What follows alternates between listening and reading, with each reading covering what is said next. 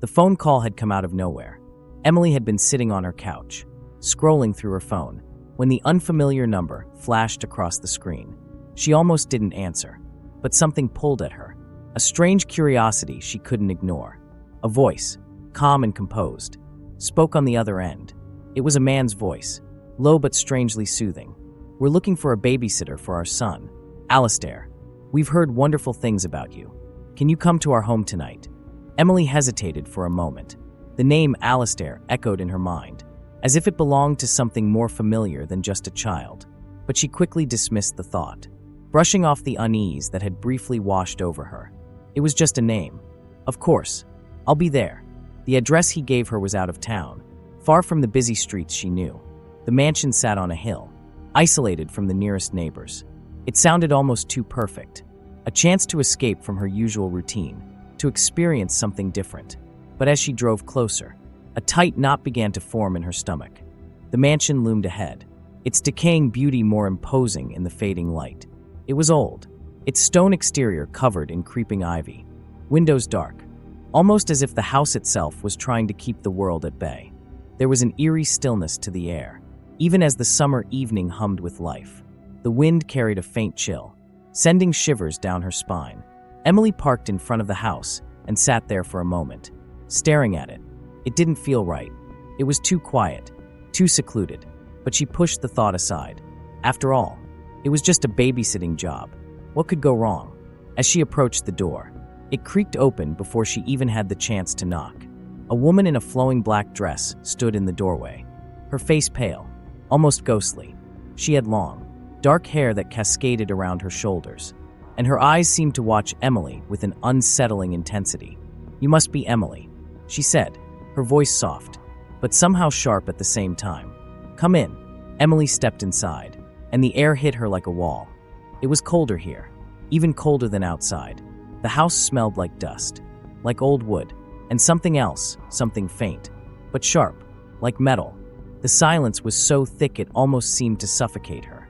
"We don't get many visitors," the woman said, her voice trailing off.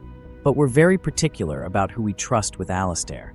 Emily glanced around, her eyes landing on the strange paintings hanging on the walls. Each one depicted a person, sometimes a woman, sometimes a man, and each seemed to be staring directly at her, their eyes following her every movement.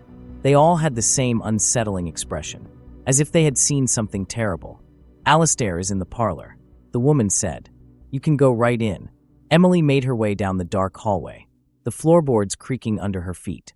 When she entered the room, she saw him immediately, a boy, about 10 years old, sitting in a large chair by the fire.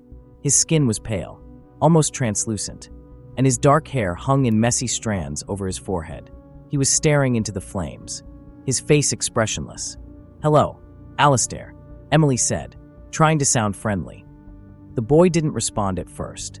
He just continued to stare at the fire. Then, slowly, he turned his head to look at her.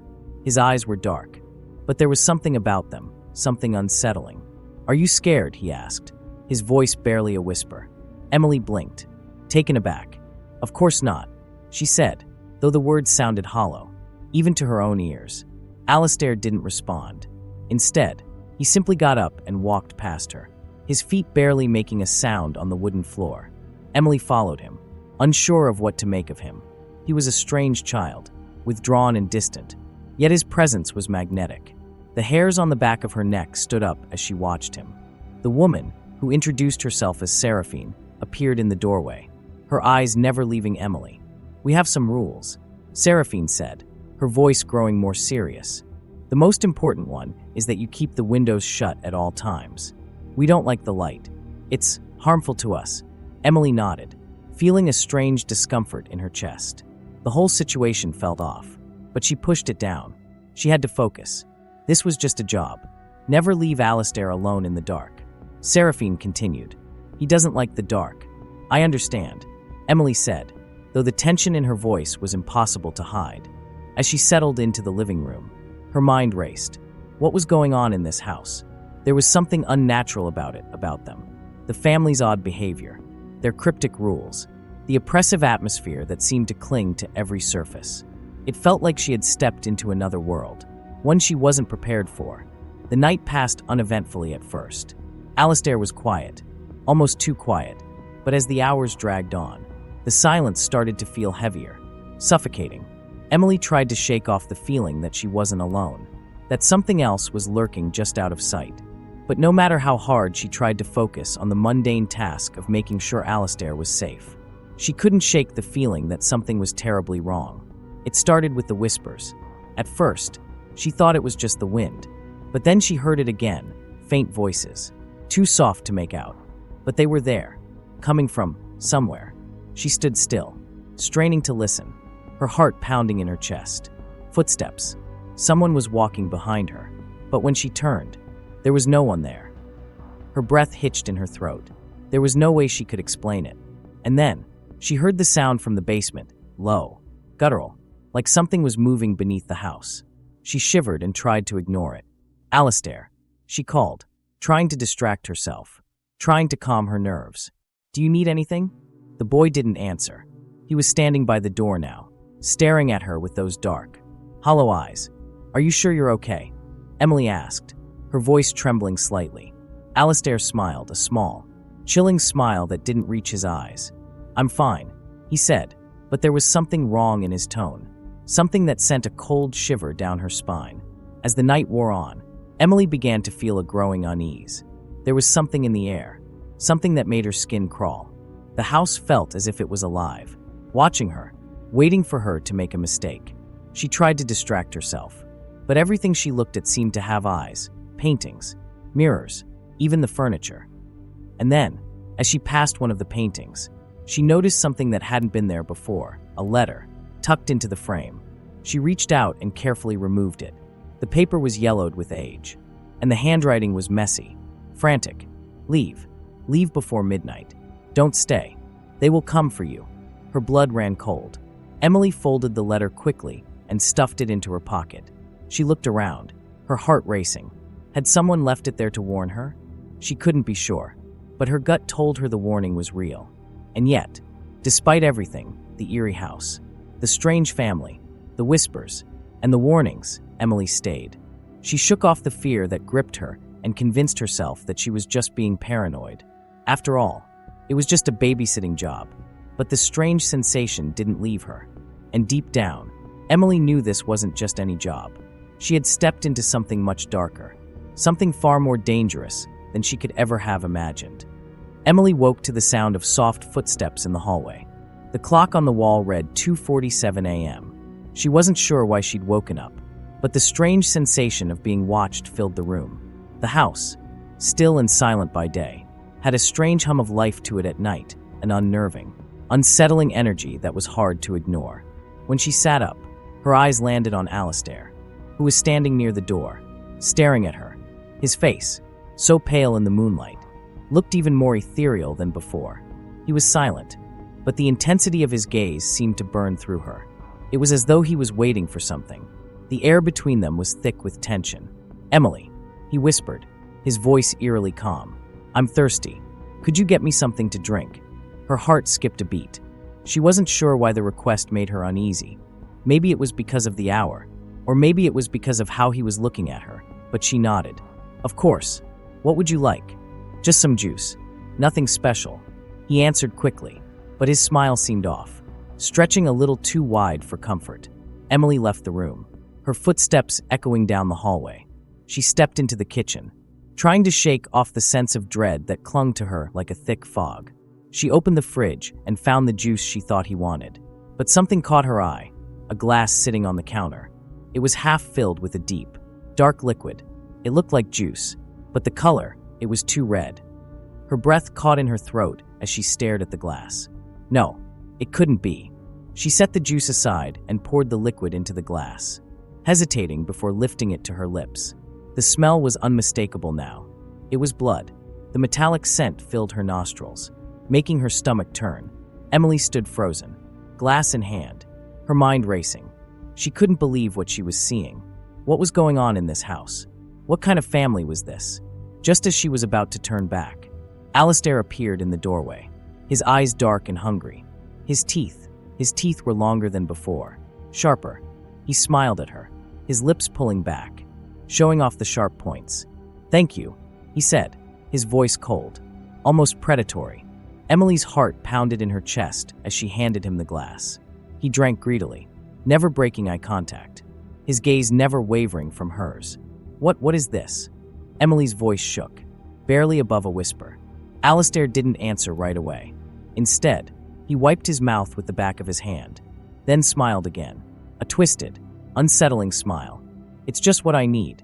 The word sent a chill down Emily's spine. The glass felt like it weighed 1,000 pounds in her hand, but she couldn't look away from the boy's eyes. There was something unnatural about him, something far darker than she had ever imagined. Later that night, Emily was once again reminded of how strange the rules of this house were. As if the events hadn't been disturbing enough, she was told again by Seraphine that there were certain rules that had to be followed without question. "The windows," Seraphine said, her voice a bit more forceful than before. "Keep them shut at all times. Don't open them. Don't let the sun touch him. You must keep him in the dark. He cannot be in the sun. Ever." Emily nodded, though the back of her mind was buzzing with questions. "And don't let him be alone in the dark? Especially not alone," Seraphine answered sharply, her eyes narrowing as she spoke. "And don't speak of our family's true nature. Don't let them know you know." The cryptic warning hung in the air, and Emily's stomach churned. What was it that she wasn't supposed to know? What kind of family was she dealing with? Why was she being kept in the dark about everything? She felt her mind start to spiral, the fear clawing at her with each passing second. Was this just some twisted game? Or was something far worse at play here? As the hours wore on, the sense of paranoia that had been slowly building began to overwhelm her. The house, with its old wood and cracked windows, felt alive. The silence at night was no longer peaceful. It was oppressive, stifling. Everywhere she looked, shadows seemed to shift, not quite in sync with the flickering candlelight. Large, menacing shapes moved just beyond the corner of her vision, too quick to follow with her eyes. Every creak of the floorboards, every rustle of the curtains felt amplified, as though the house itself was conspiring against her. And then there were the sounds from behind the walls, the scratching, like something trapped or trying to escape. Emily could barely sleep, her nerves strung tight with fear and anxiety.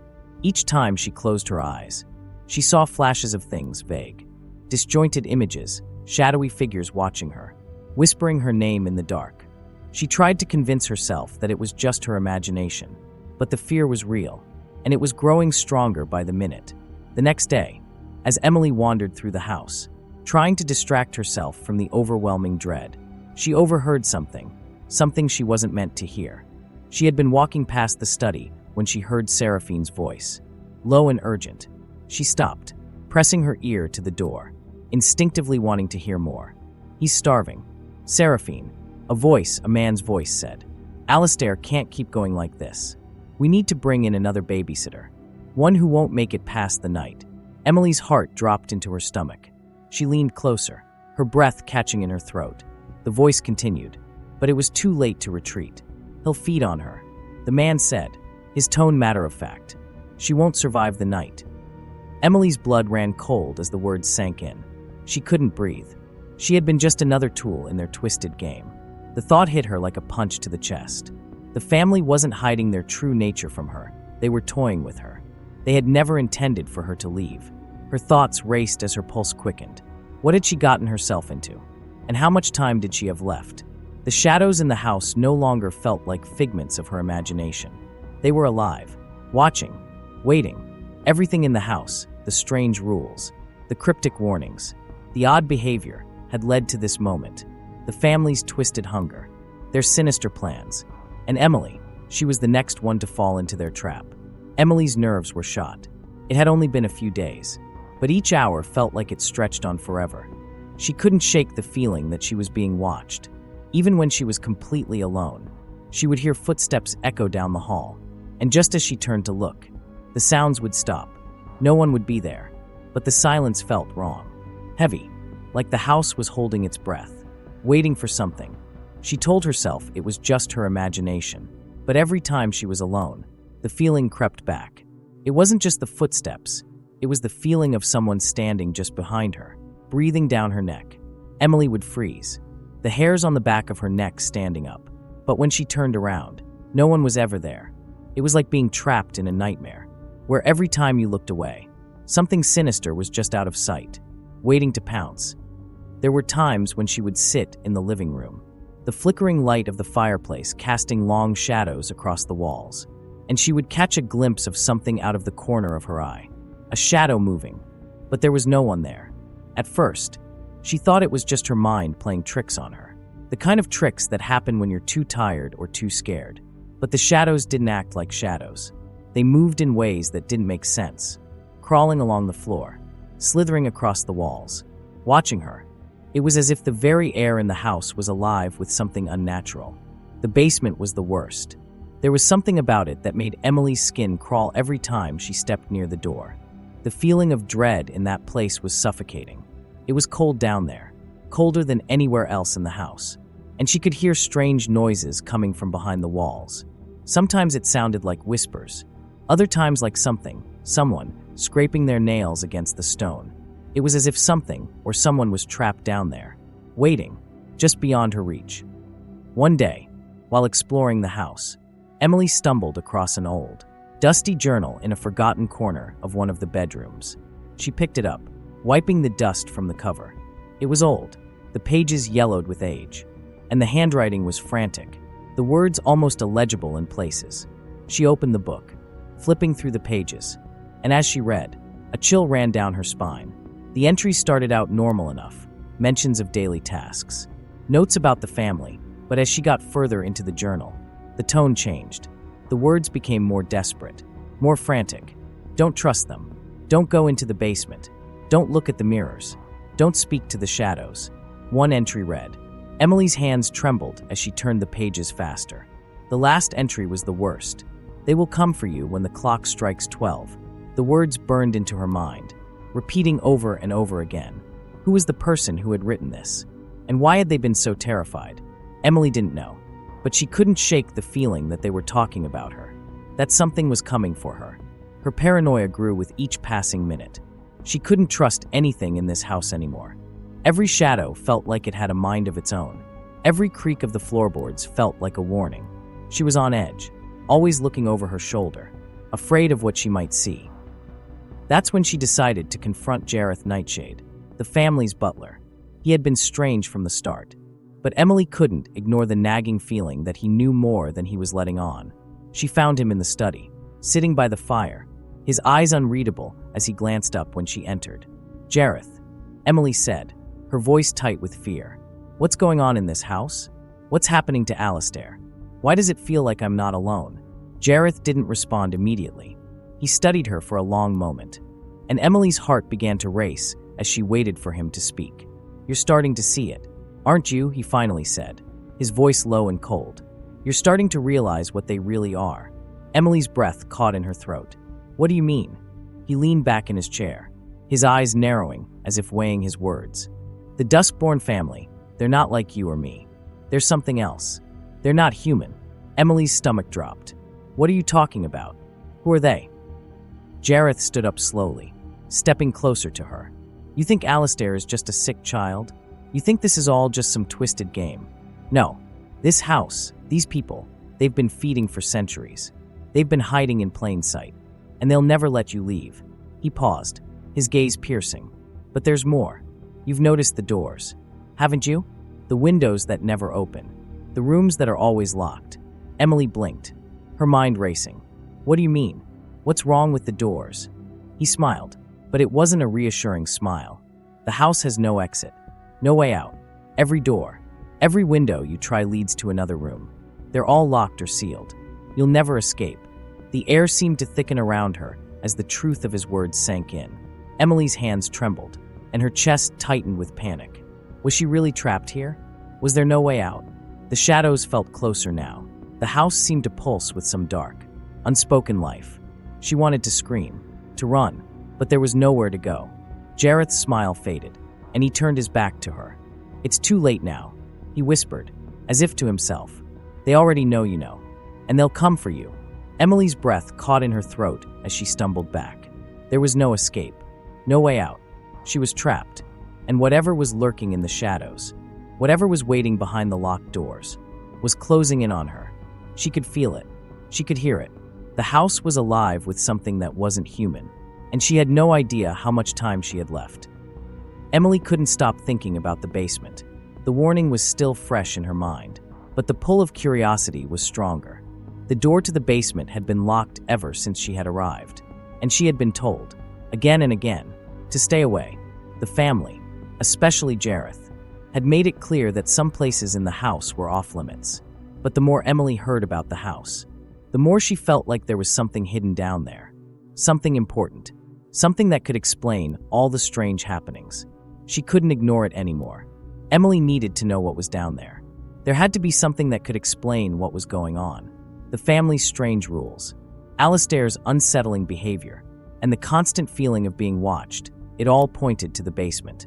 She couldn't shake the thought that the answers lay behind that heavy, iron door. One evening, after everyone had gone to bed, Emily snuck out of her room. The house was silent, except for the distant sound of the wind howling outside. She made her way through the dimly lit hallways, her footsteps soft against the old wooden floors. The door to the basement loomed ahead of her, its heavy iron lock gleaming in the moonlight that filtered through the narrow window. Emily's heart pounded in her chest as she searched around the house. She knew she had to find a way inside. After a few minutes of searching, she found what she was looking for, a small, rusted key hidden in a drawer in the study. It was cold to the touch, almost too cold, as if it had been sitting in a freezer for years. Emily shivered as she gripped the key, her fingers stinging with the strange coldness. She couldn't explain it, but the key felt wrong, as if it didn't belong in this world. She walked back to the basement door, the key clutched tightly in her hand. The moment she inserted it into the lock, it felt as though the entire house held its breath. The door creaked open, the hinges groaning in protest. Emily stepped inside, and the chill of the basement hit her immediately. The air was thick with dust, and the smell of mildew made her stomach turn. But there was something else in the air too, something darker, a sense of dread, like she wasn't supposed to be there. The basement was unlike anything she had expected. The walls were lined with old, faded paintings. They were strange and unsettling, depicting figures she didn't recognize, babysitters, she assumed. But their faces, their eyes, they were filled with terror. Each portrait seemed to capture a moment of fear, some of the figures appearing to scream silently, their eyes wide with dread. One of the paintings, a woman with dark hair and pale skin, had her mouth open as if she were begging for help. The fear in her eyes was so real that Emily felt her own breath catch in her throat. She moved closer, studying the paintings more closely, but the more she looked, the more something seemed off. The paintings weren't just images of terror, they were alive. In a way, the eyes of the figures followed her as she moved, their gazes shifting, tracking her every step. The room felt alive with their presence, and Emily's heart began to race as she realized that the paintings weren't just portraits, they were warnings. As she continued through the basement, the shadows grew darker, more oppressive. The cold seemed to seep into her bones, and the air grew thick with the smell of something rotten. She heard faint whispers, low and unintelligible, like voices coming from the walls themselves. Her pulse quickened as she realized the whispers were saying her name, softly at first, then louder. "Emily, Emily," she spun around, but no one was there. The basement was empty, or so it seemed. The feeling of being watched grew stronger, and she could almost hear the breathing of something, or someone lurking just out of sight. Her feet moved of their own accord, drawn deeper into the basement, as though the shadows themselves were pulling her forward. In the farthest corner of the room, she found it, a small wooden desk, covered in dust and cobwebs. She opened one of the drawers and found a journal, old, worn, and bound in dark leather. The moment she touched it, the whispers in the room grew louder, more frantic. Emily hesitated for a moment, then opened the journal. The pages were yellowed with age, and the handwriting was shaky, the ink smeared in places as if the writer had been in a hurry. The entries were disturbing. At first, they seemed like the ramblings of someone confused and afraid, but as she read, the words became more coherent. The author spoke of a family, of the Duskborns, and their terrible secret. They were not human. They were vampires, bound by a dark curse, feeding off the blood of anyone foolish enough to step into their home. The family's thirst was never satisfied, and they would bring in new victims, new babysitters, to feed their hunger. And once the babysitters had served their purpose, they were transformed, becoming one of them. Emily's hands shook as she flipped through the pages, her mind struggling to comprehend what she was reading. But it didn't stop there. She turned to the last page, and her blood ran cold. Her name was written there, in neat, precise letters, already inked into the journal. She will be one of us tonight. The words burned into her mind, repeating over and over again. Emily's breath caught in her throat as she backed away from the desk. The whispers around her grew louder, more insistent. The shadows seemed to close in on her, creeping along the floor, crawling up the walls, reaching for her. She had read enough. She knew what would happen next. The journal had been right. She was already trapped, and there was no way out. The family had known all along. They had been waiting for her. She was their next victim, the next babysitter to fall into their twisted game. But what scared Emily the most was that she could already feel it, the hunger. The same hunger that had gripped Alistair. The same hunger that the family had tried so hard to hide. It was inside her now, clawing at her from the inside, pulling her closer to the darkness that surrounded her.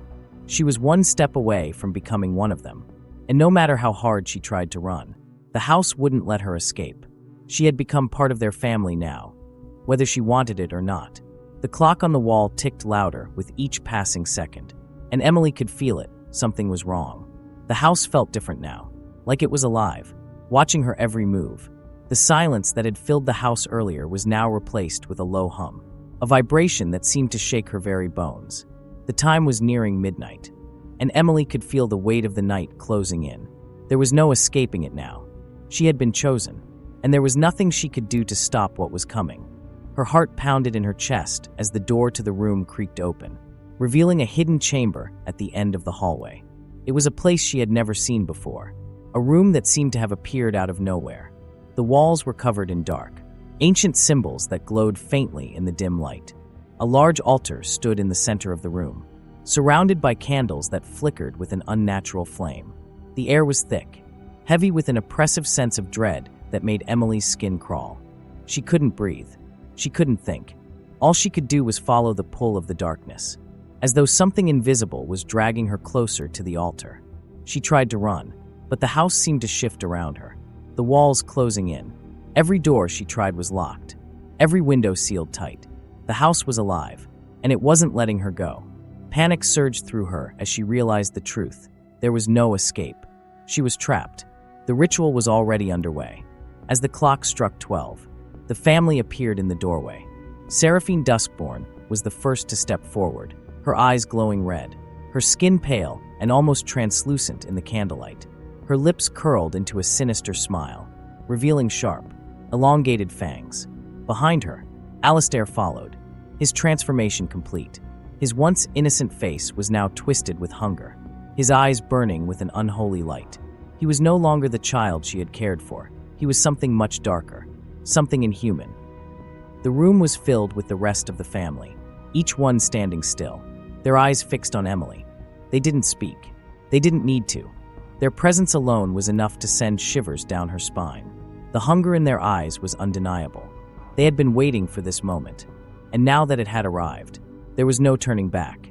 Emily's heart raced as she backed away, but it was no use. The family closed in around her, their movements slow and deliberate, like a pack of predators closing in on their prey. She felt their eyes on her, their hunger pressing in from all sides. She could hear the sound of their breathing, shallow and ragged, as they prepared to feast. Fear surged through her as she struggled to break free, but their strength was too much. She could feel the coldness of their touch as they grabbed her arms, holding her in place. She kicked. She screamed, but it didn't matter. They were too strong, and she was too weak. Alistair's face was inches from hers now, his eyes glowing like two burning coals. "It's time, Emily," he whispered, his voice a low, cruel rasp. "You belong to us now." Emily fought against the tears that threatened to fall, her body trembling with fear. She wasn't ready for this. She didn't want to become one of them. She didn't want to be part of their twisted family. But no matter how hard she struggled, it was clear that she had no choice. And then, just as the family's fangs began to extend, Emily heard it, the scratching sound. At first, it was faint, but it grew louder and more frantic, echoing in her ears. She looked around, panic flooding her mind. The scratching was coming from inside her head. It was as though something was clawing at her thoughts, trying to break free. Her mind was unraveling, and she realized with a sickening sense of horror that the transformation had already begun. She could feel it. Something was changing inside her. Her skin felt hot, then cold, then hot again. Her veins burned, and the hunger, the same hunger she had seen in the family's eyes, began to claw at her from the inside.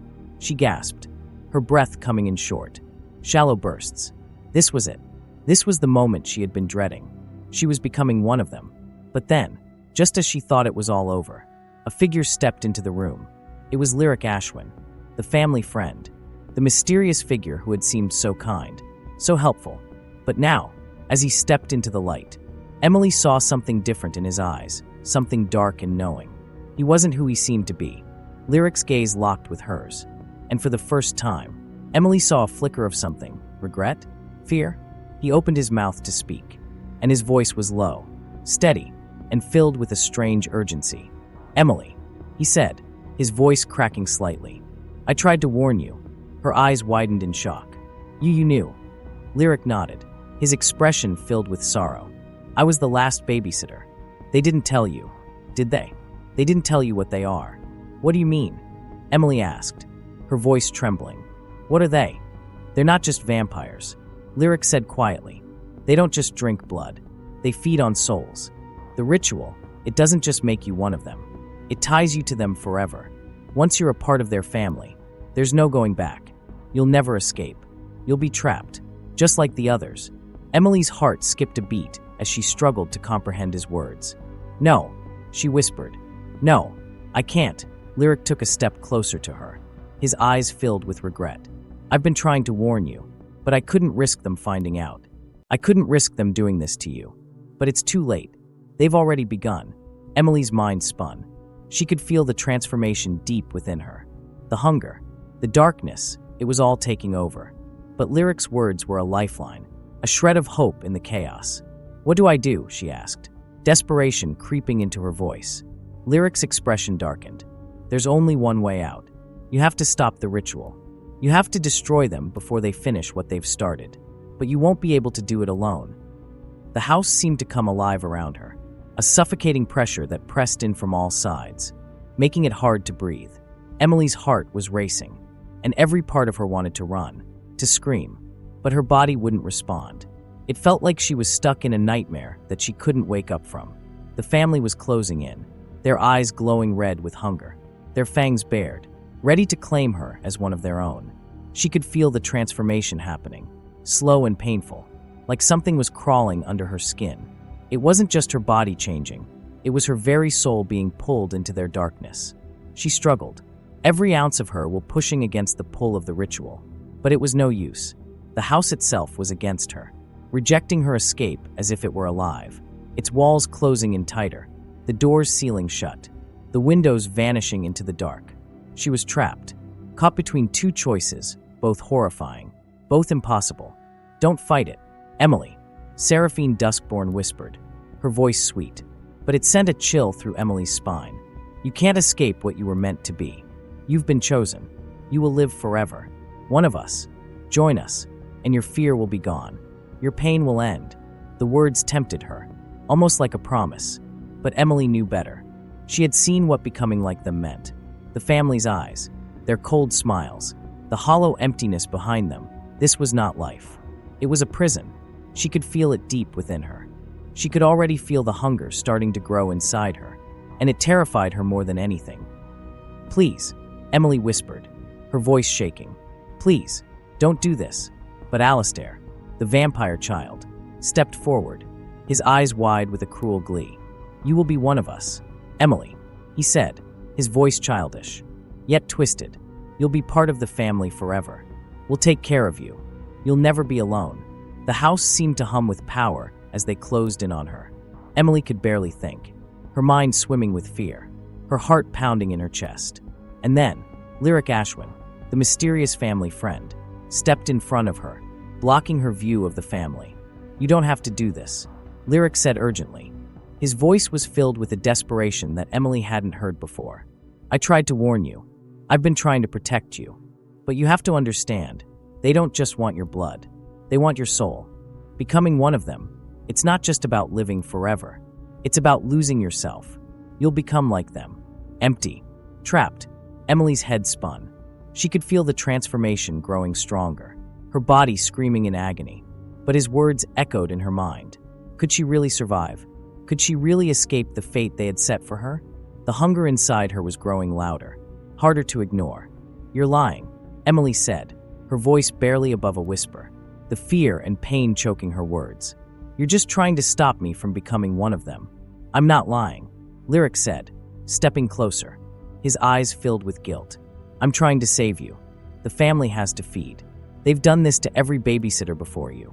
They take your soul and turn you into one of them. You'll be trapped here forever. You'll never escape." Emily's mind raced. The family was offering her eternity, a chance to live forever with them. But was it really living? Was it worth the cost of her soul? She thought of all the others who had come before her, their eyes wide with terror in the paintings in the basement. Were they still alive? Or had they simply become empty shells of who they once were? But as she fought the temptation, the pressure inside her grew unbearable. The walls of the house seemed to be closing in, the air thick with magic and bloodlust. The transformation was happening, and there was nothing she could do to stop it. Her body burned with the hunger, and every instinct told her to give in, to let go, to become one of them. And then, a chilling realization washed over her. The family's offer wasn't just a promise of eternal life. It was a trap. The house wasn't just a place. It was a living, breathing entity, feeding on the souls of those trapped within it. The family didn't just want her to become one of them. They wanted her to join them in their endless cycle, to feed the house's hunger forever. Emily wasn't just becoming a vampire. She was becoming part of the house itself. The last piece clicked into place. The rules, the locked doors, the sealed windows, they weren't just for the family's protection. They were designed to break her spirit, to trap her within the house forever. The house was alive, and it had been feeding on the souls of every babysitter that had ever come through its doors. And now, Emily was its newest prisoner. As the final moments of her decision arrived, Emily's heart raced, the weight of the choice pressing down on her. The hunger inside her was unbearable. She could feel her body and soul being torn apart as she faced the most impossible decision of her life. Would she become one of them and live forever in a prison of darkness? Or would she die, becoming just another victim of the house's hunger? As Emily's vision blurred and her body began to give in, she realized something even more terrifying. There was no choice. There never had been. The house had already won,